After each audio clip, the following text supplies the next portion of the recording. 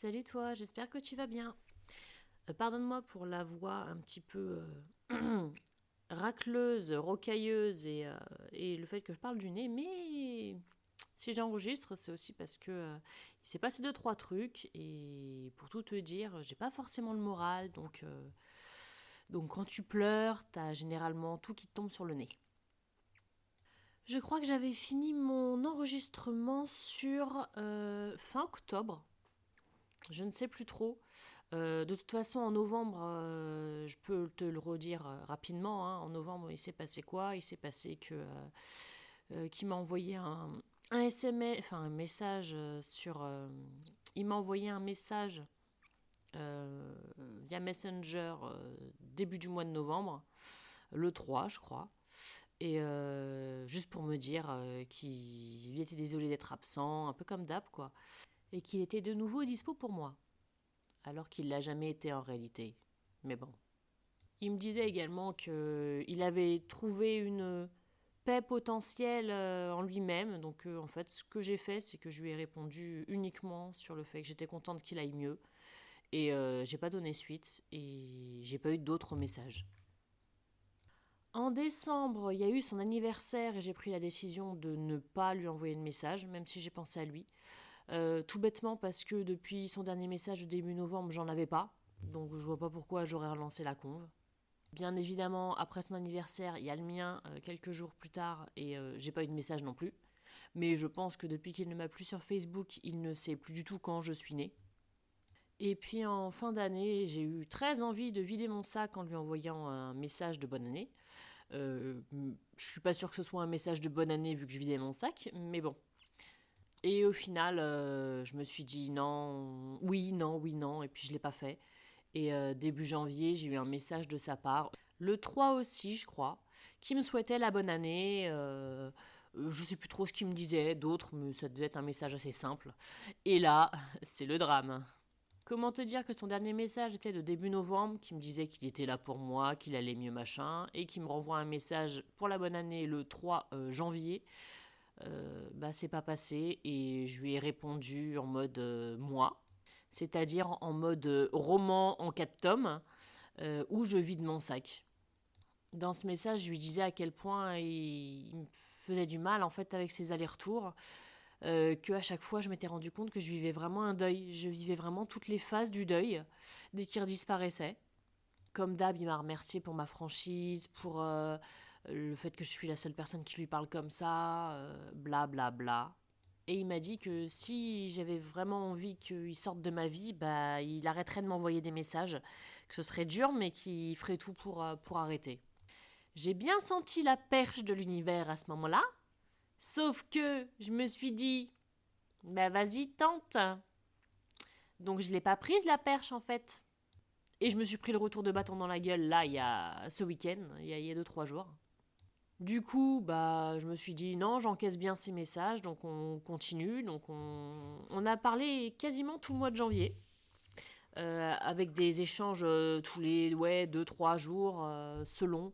Il m'envoyait même des messages en mode j'ai pas pu t'envoyer de message parce que j'ai une journée de dingue, mais t'es dans mes pensées.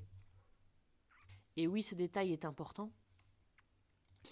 Oui, je t'ai pas expliqué en détail, mais dans nos échanges, bah, moi, quand je lui ai envoyé mon roman en 4 tomes, je lui disais très clairement que j'avais envie de faire partie de sa vie, au moins un minimum, pas sortir ensemble, nanan, pas du tout, mais au moins qu'on puisse avoir des échanges réguliers, etc.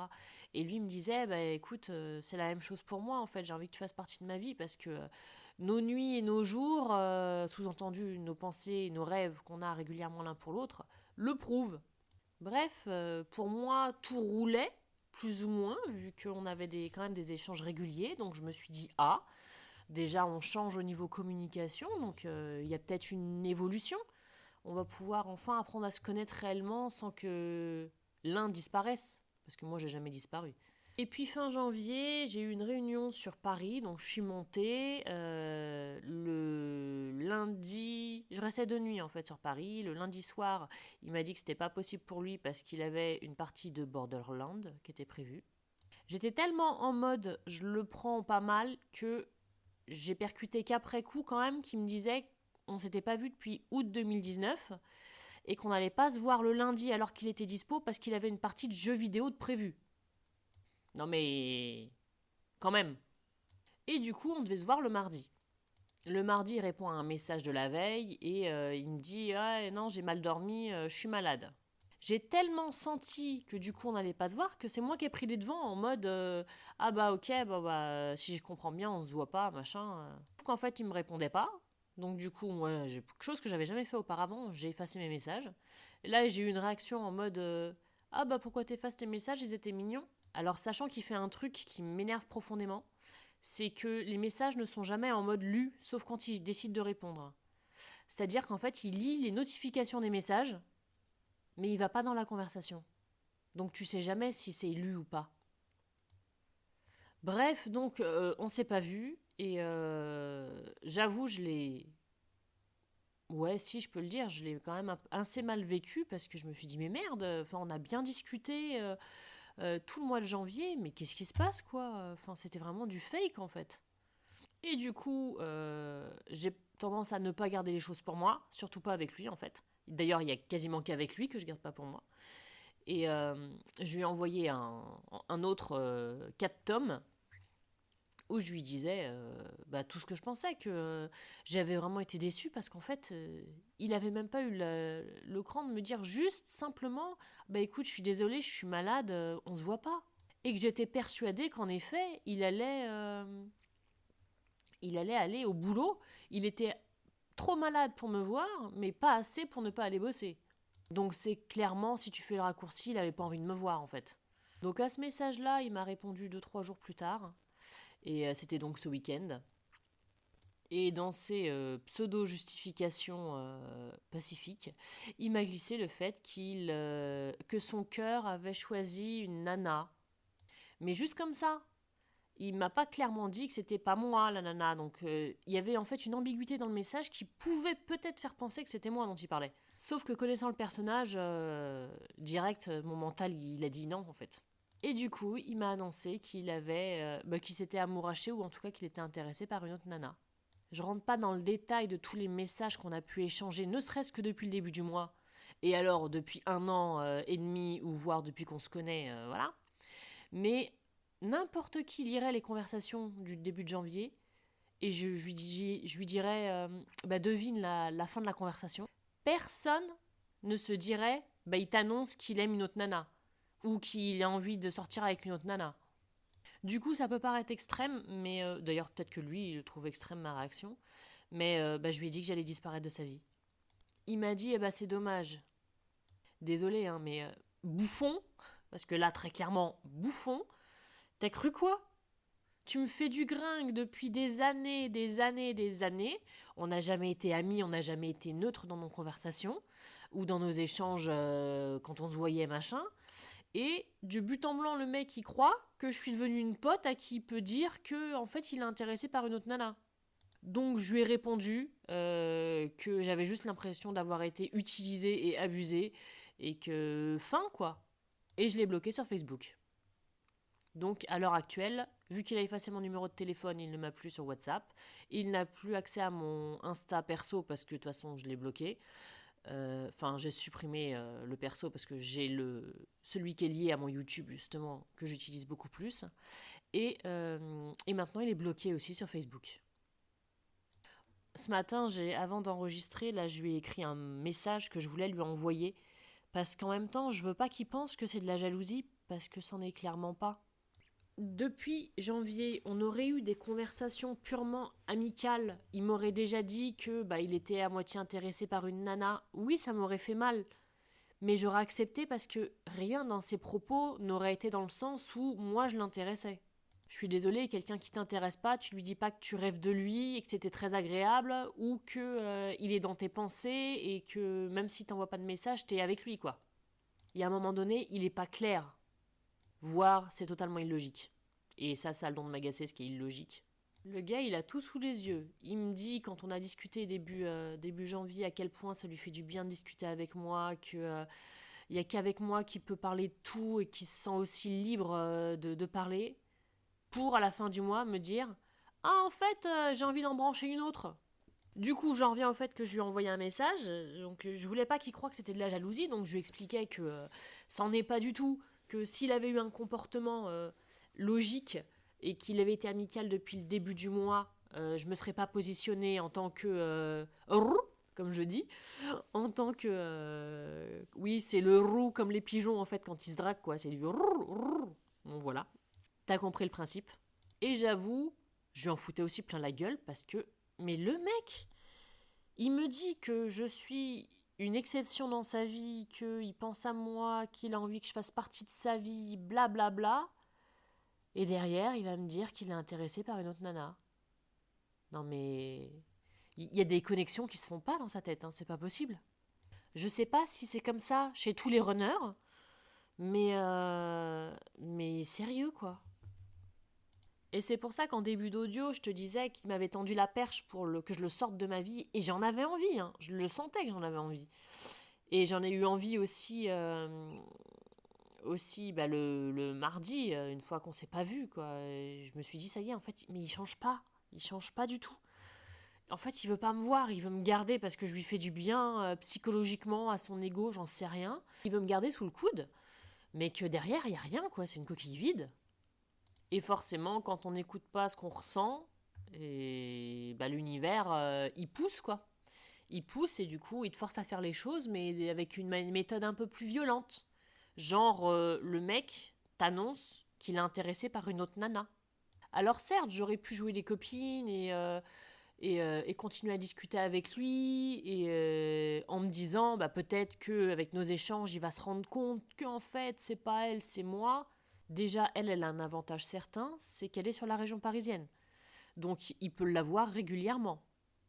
Et moi je sais très bien que si on s'était vu, je sais ce qu'on aurait ressenti. On s'était même dit qu'on se prendrait dans les bras et on s'embrasserait parce que soi-disant mes lèvres lui manquaient et qu'il a encore le souvenir de mes baisers et que visiblement mes baisers c'est exceptionnel. Et du coup, si on s'était vu, je suis persuadée que tout ça, ça serait remonté. Et je pense aussi que c'est pour ça que à chaque fois, il y a un truc. D'ailleurs, ce que je lui expliquais dans mon message, c'est que bah, le message d'après qu'on se soit pas vu, je lui disais mais qu'est-ce qui se passe à chaque fois il y a quelque chose quoi. C'est quoi? C'est qu'en fait t'as tellement peur de me voir que tu provoques le fait qu'il y a un truc qui bloque. Genre, en fait, loi d'abondance négative.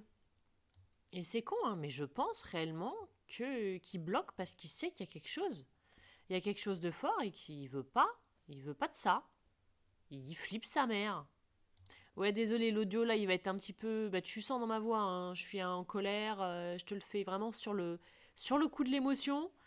Donc, euh, donc voilà. Mais c'est aussi une partie de moi. Et mon but en plus sur ma chaîne, c'est vraiment d'être vrai. Comme sur mon Insta qui est lié à ce compte-là, c'est vraiment d'être vrai en fait. C'est de partager mes émotions, mes tristesses, mes colères. Pas partager que du tout beau, tout rose, cuicui les petits oiseaux, parce que c'est pas ça la vie. Et donc, je fais des ellipses, à chaque fois je m'éloigne de mon sujet. Le message que je lui ai écrit ce matin, de base je voulais le débloquer sur Messenger pour pouvoir lui envoyer et le rebloquer derrière, parce qu'en fait j'ai pas envie qu'il me répondent par A plus B qu'en fait non, mais ceci, cela, ou pire, qui me mettent la faute sur moi alors que franchement j'ai retourné le problème dans tous les sens. Personne, avec les conversations qu'on a eues, n'imaginerait qu'il n'est pas intéressé par moi, ou en tout cas que ça finisse comme ça.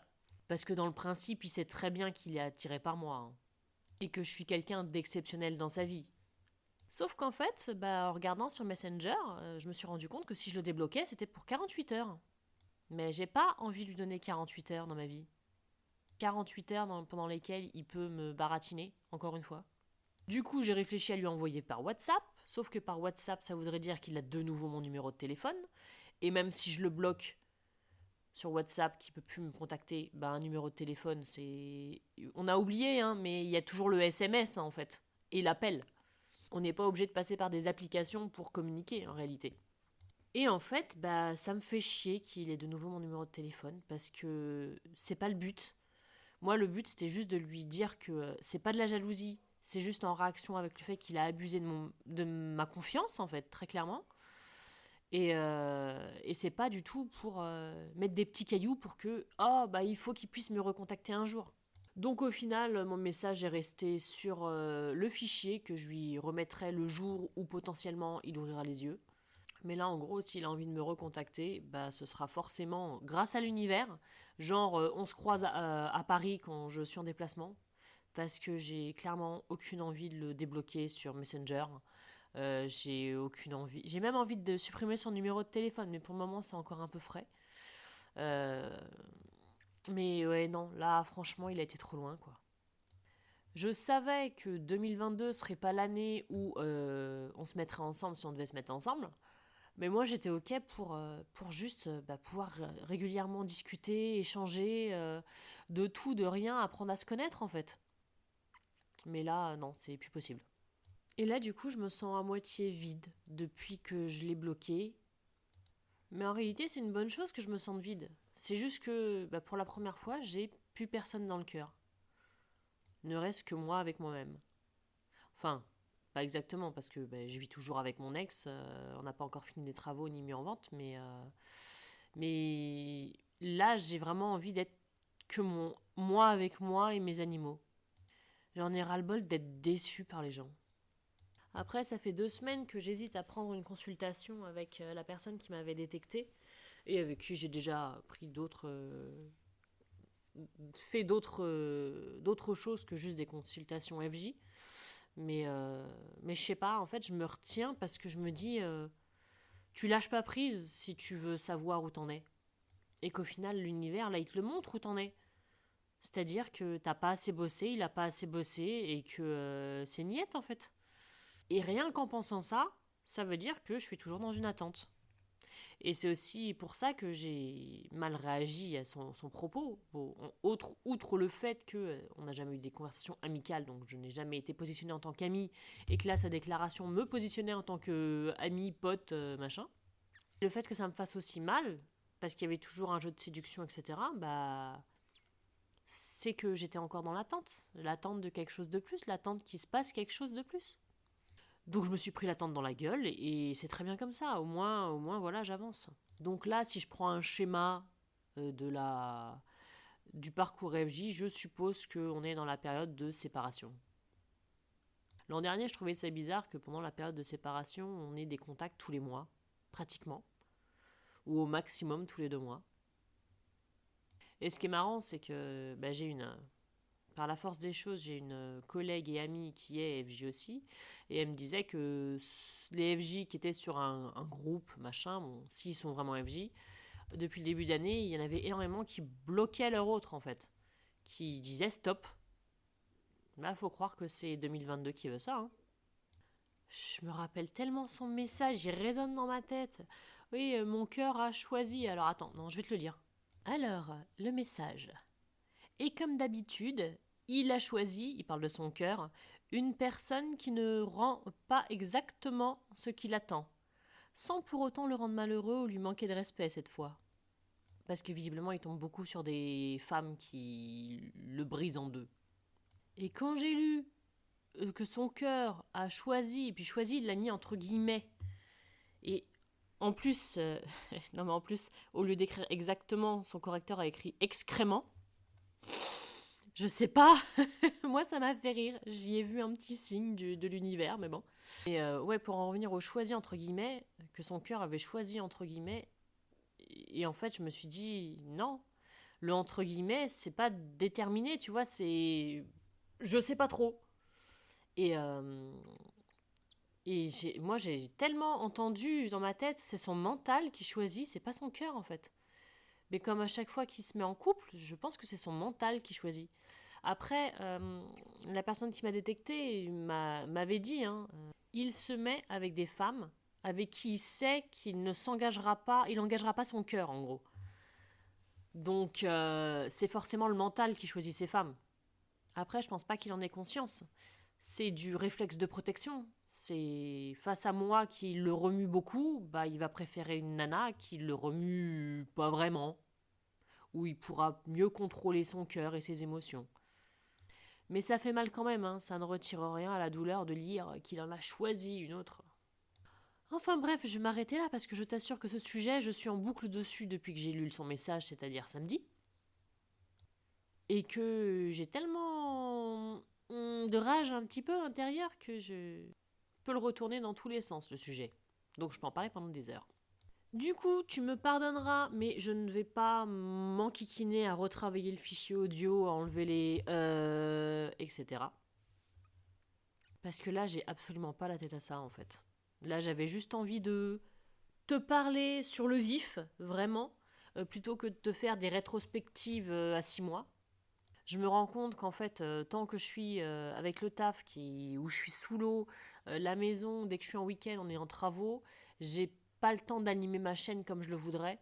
Mais bah écoute, dès que je serai chez moi, donc potentiellement tu n'auras pas d'audio avant 3 mois, je suis un petit peu plus active sur mon Insta.